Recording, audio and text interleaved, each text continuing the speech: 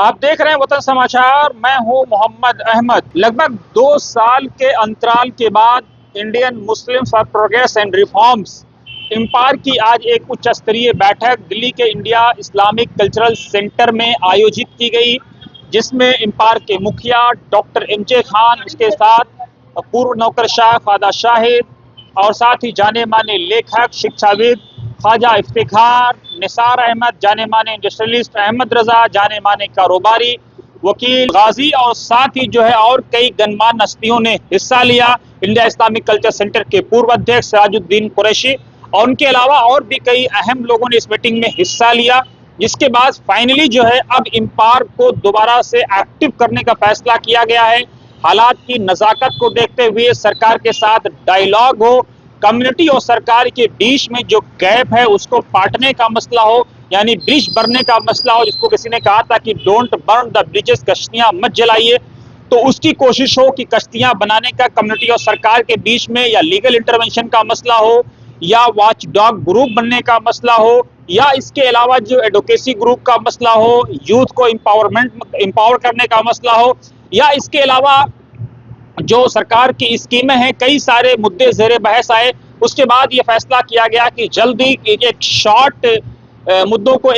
Shrink करके, उसको confine करके वो उन इश्यूज को एड्रेस किया जाएगा। इम्पार जो पहले की तरह काम करता था एडवोकेसी ग्रुप के तौर पर, एक डायलॉग के ग्रुप के तौर पर, वो उस चीज़ को आगे बढ़ाएगा। इसके अगले मुखिया कौन होंगे, चेयरमैन कौन होंगे, वाइस चेयरमैन कौन होंगे और दूसरी जिम्मेदारियां किन लोगों को दी जाएंगी, इसका अगला फॉर्मेट क्या होगा, इसके लिए आपको इंतजार करना होगा। लेकिन जो लोग इम्पार के वेलविशर थे, जो इम्पार से जुड़े हुए थे, इम्पार के बंद होने से मायूस हो गए थे, जो लोग लगातार ये कह रहे थे कि किसी के ताने तशनी में आकर के इम्पार को बंद किया जाना गलत है, कुछ लोग इम्पार को जो टोंट कर रहे थे या इम्पार को निगेटिव लेने की कोशिश कर रहे थे, शायद वो इम्पार के स्ट्रेंथ को, इम्पार की ताकत को, इम्पार की नज़ाकत को नहीं समझ पा रहे थे।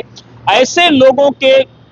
टोंट में आकर के जो लोग परेशान थे कि इम्पार को बंद कर दिया गया, अब खबर और खुशी उन लोगों के लिए है कि जो इम्पार के वेलविशर थे कि इम्पार को दोबारा एक्टिव किया गया है, इम्पार को रीएक्टिव किया गया है। इम्पार की कोशिश ये है, Indian Muslim for progress and reforms, कि ज़्यादा से ज़्यादा सरकार के साथ, दूसरे संगठनों के साथ,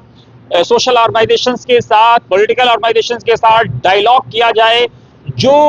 मुस्लिम कम्युनिटी की जो इमेज है, उस इमेज को और बेहतर तरीके से सामने लाया जाए, चाहे वो निज़ामुद्दीन का लंगर हो, या दरगाहों का लंगर हो, या ख्वाजा अजमेरी का लंगर हो। जैसे सिख समाज लंगर के नाम आते हैं, सिख समाज का नाम आता है, जो बाबा फरीद गंज शकर अलैहिर्रहमा के मानने, चाहने, जानने, मानने वाले हैं,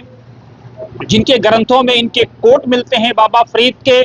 तो लंगर का नाम आते ही निज़ामुद्दीन शरीफ का, या अजमेर शरीफ का, या सैयद सलामा शरीफ का, या और दूसरी खानकाहों का नाम क्यों नहीं आता है। इस बात पर भी विचार किया गया कि खानकाहों के रोल को और बढ़ाया जाए, उनका जो लोगों की श्रद्धा है उसको और सामने लाया जाए, और उसके साथ ही और जिस तरह से पॉजिटिव इमेज बिल्डिंग हो सकती है, लोग पॉजिटिव काम करें, अच्छे काम करें समाज सेवा में, क्योंकि जो कंट्रीब्यूशन है, जो कोऑर्डिनेशन है, और जो आपकी जो इमेज है, उससे ही आप आगे बढ़ सकते हैं। और सबसे बेहतर तरीका यह है कि आप कंट्रीब्यूटर बने, आप ड्रैगर ना बने। तो इम्पार की ये कोशिश है कि ऐसे यूथ तैयार किए जाएं जो कम्युनिटी के लिए, समाज के लिए फायदेमंद हो, कम्युनिटी के साथ, मुल्क के साथ, मुल्क की एकता और अखंडता के साथ आगे बढ़ें, उसमें कंट्रीब्यूट करें, उसमें अपनी पॉजिटिविटी को डालें, अपनी एनर्जी को डालें। डॉक्टर कलाम जैसे और साइंटिस्ट सामने आए और इंडस्ट्रियलिस्ट सामने आए जो देश के लिए काम करते हैं, उनके रोल को और बड़े पैमाने पर लाया जाए।